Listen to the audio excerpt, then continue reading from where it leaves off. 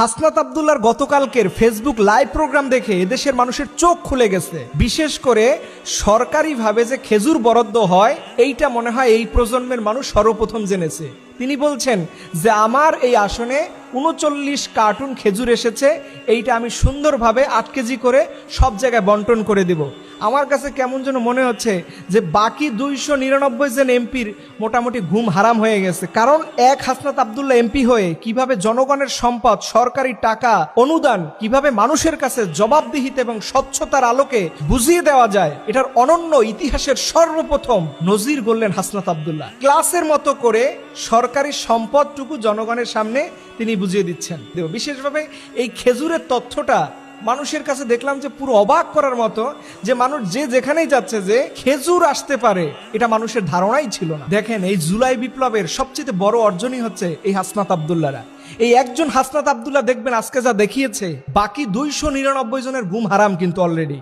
কারণ এই অনুদান তো সরকারিভাবে প্রত্যেকটা এমপিদের কাছে গিয়েছে। কয়জন এমপি এইভাবে করে কারিকুলামের মাধ্যমে সঠিকভাবে জনগণের সামনে তুলে ধরতে পারবেন, এটাই এখন সবচেয়ে বড় প্রশ্নের বিষয়। এবং যেই সকল এমপিরা দুর্নীতি করবেন তাদের তো অলরেডি ঘুম হারাম। কারণ আপনি কত কেজি খেজুর পেয়েছেন এটা এখন মানুষের সামনে পুরো ক্রিস্টাল ক্লিয়ার হয়ে গেছে।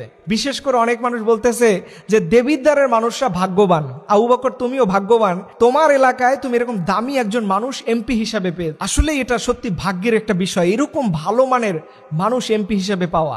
দেখেন, এইভাবে করে আমার বাংলাদেশের যদি বেশি না ৩০০ জন দরকার নাই, অর্ধেক এমপিও যদি ভালো করে, বিশ্বাস করুন আগামী ১০ বছরের মধ্যে বাংলাদেশ যে আসলে সিঙ্গাপুরের উপরে যেতে পারবে, এটা নজির হচ্ছে এই হাসনাত আব্দুল্লাহরা। আমি দেখছিলাম কিছু কিছু নেতারা তিরস্কার করে, ছোট করে তাকে বলছিল, তুমি জীবনে মিয়া মেম্বার ইলেকশন করছো, তুমি এমপি কি, তুমি এমপি জিনিসটা কি বুঝো, এমপি কিভাবে পরিচালনা করতে হয় এটা জানো?